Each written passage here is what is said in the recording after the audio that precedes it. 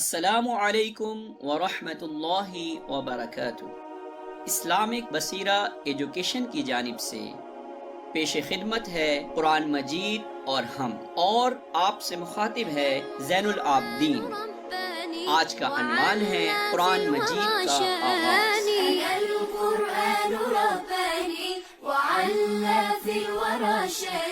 أنا القرآن أدبني أنا القرآن نقاني بسم اللہ الرحمن الرحیم۔ بے حد مہربان اور بہت رحم کرنے والے اللہ کے نام کے ساتھ۔ قرآن مجید کا آغاز بسم اللہ الرحمن الرحیم سے ہوتا ہے۔ جب اللہ تعالیٰ کا تقرب حاصل کرنے کی غرض سے اس کا بندہ اللہ کی کتاب ذیشان کی تلاوت کی ابتدا کرتا ہے تو وہ اپنے مہربان رب کی عظمت کے احساسات میں جیتا ہے۔ اس کی رحمتوں کا ادراک اس میں یہ شعور اجاگر کرتا ہے کہ جو کچھ حاصل ہوگا وہ نہایت شفیق محبت کرنے والے کے در سے حاصل ہوگا، اور آدمی اپنی بدبختی کے باعث محروم ہو جائے تو کہیں سے کچھ ملنے والا نہیں ہے۔ جہانوں کے بادشاہ کی ابدی بادشاہت کا دل کی گہرائیوں سے اعتراف بندہ مومن کو حیات طیبہ کی لذت مہیا کرتا ہے، اور پھر اس کی زندگی الرحمن الرحیم رب کی یاد میں بسر ہونے لگتی ہے۔ بسم اللہ الرحمن الرحیم کی مناسبت سے عبداللہ بن عباس رضی اللہ عنہ نے بیان کیا، کان النبی صلی اللہ علیہ وسلم لا يعرف فصل السورة حتى تنزل علیہ بسم اللہ الرحمن الرحیم، سنن ابی داؤد، سندہ صحیح۔ نبی صلی اللہ علیہ وسلم سورتوں کے علیحدہ ہونے یا ختم ہونے کے فرق کو نہیں پہچانتے تھے حتیٰ کہ بسم اللہ الرحمن الرحیم نازل کی جاتی۔ رسول اللہ صلی اللہ علیہ وسلم نے ارشاد فرمایا، انزلت علی آنفا سورة فقرأ بسم اللہ الرحمن الرحیم انا اعطیناک الکوثر فصل لربک وانحر ان شانئک هو الابتر، صحیح مسلم۔ ابھی مجھ پر ایک سورت نازل کی گئی ہے، پھر آپ نے تلاوت فرمائی بسم اللہ الرحمن الرحیم انا اعطیناک الکوثر فصل لربک وانحر ان شانئک هو الابتر۔ مذکورہ دونوں احادیث سے ثابت ہوا بسم اللہ الرحمن الرحیم ہر سورہ کی ابتدائی آیت ہے، لیکن سورتوں کی آیتوں میں اس کا شمار نہیں ہوتا۔ عن ابی ہریرہ عن النبی صلی اللہ علیہ وسلم قال سورة من القرآن 30 آیة تشفع لصاحبها حتى يغفر له تبارك الذي بيده الملك، سنن ابی داؤد، سندہ صحیح۔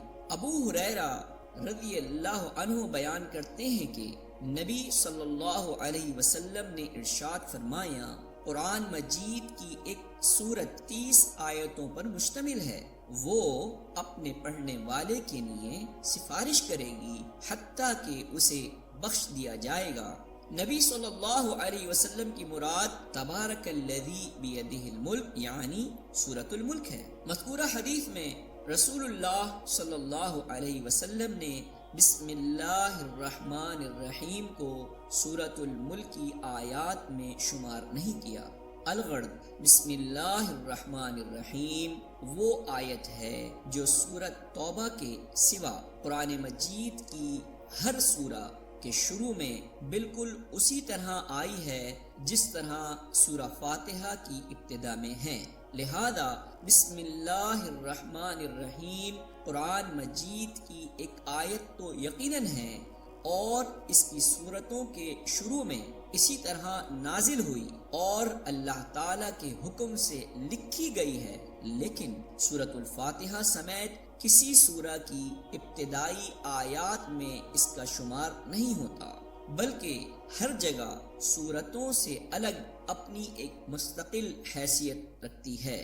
عن قتادة قال سئل انس كيف كانت قرأة النبي صلى الله عليه وسلم فقال كانت مدا ثم قرأ بسم الله الرحمن الرحيم يمد بسم الله ويمد بالرحمن ويمد بالرحيم صحیح البخاری۔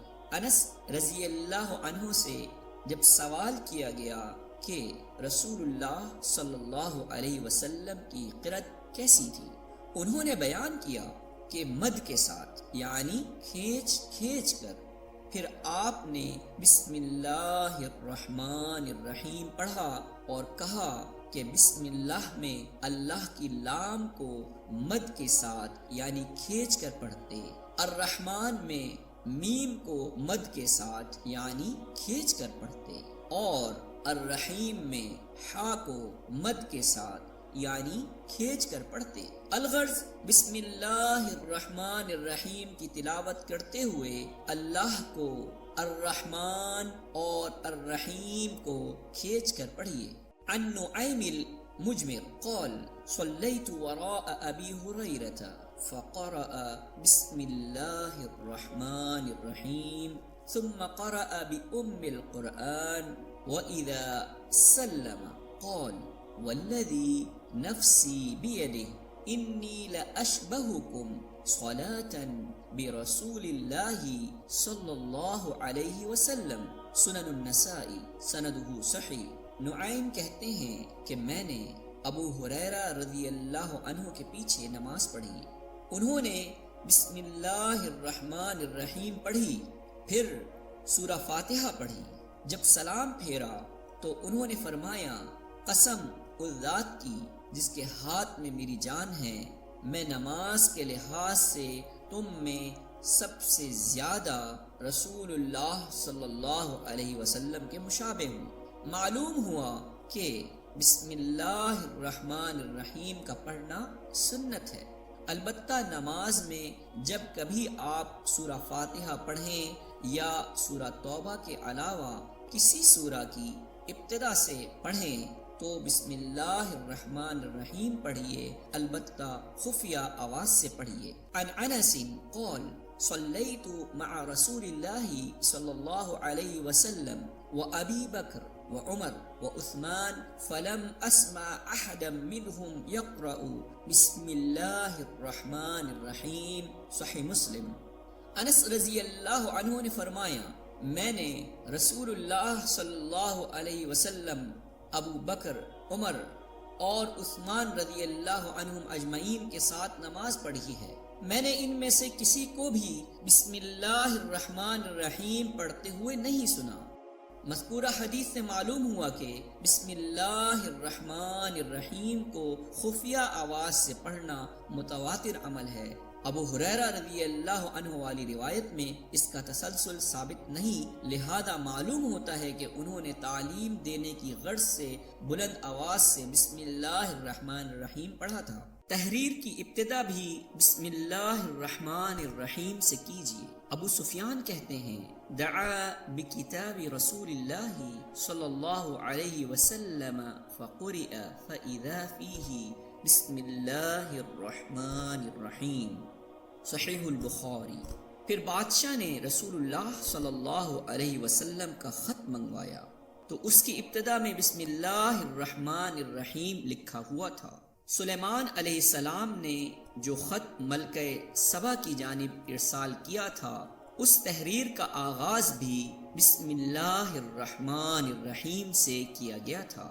اللہ تعالی کا فرمان انہ من سلیمان وَإِنَّهُ بسم اللہ الرحمن الرحیم سورۃ النمل۔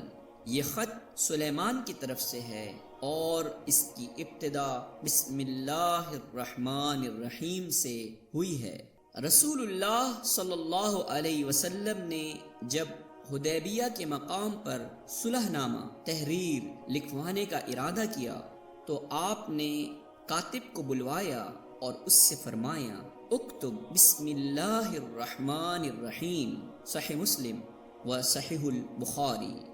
اگر مسلمین اور کفار کے درمیان کوئی تحریر لکھی جا رہی ہو اور کفار بسم اللہ الرحمن الرحیم نہ لکھنے دیں اور بسمک اللہم لکھنے پر اصرار کریں تو بسمک اللہم لکھ دینا چاہیے، کیونکہ صلح نامہ تحریر لکھتے ہوئے جب کفار کے نمائندے سہیل نے بسم اللہ الرحمن الرحیم لکھنے پر اعتراض کیا اور بسمک اللہم لکھنے پر اصرار کیا تو رسول اللہ صلی اللہ علیہ وسلم نے کاتب سے فرمایا اکتب بسمک اللہم، صحیح البخاری و صحیح مسلم، بسمک اللہم لکھ دو۔ الغرض بسم اللہ الرحمن الرحیم کا ابتدا میں آنا اس بات کا متقاضی ہے کہ ہر کام کی ابتدا میں اللہ تعالی کا نام لیا جائے۔ ان دو مقامات کے علاوہ دوسرے تمام کاموں کی ابتدا میں صرف بسم اللہ پڑھنی چاہیے، پوری بسم اللہ الرحمن الرحیم پڑھنا ثابت نہیں ہے۔ حب وحياة وبهجرك للدين ستحيا تعشق ما قلبك يهوى أو أن الأيام ستحلو وترى الدنيا شط نجاة دينك بحر من آمال شط لجميل الأحلام ليس الدين كما تخشاه ذا ممنوع ذاك حرام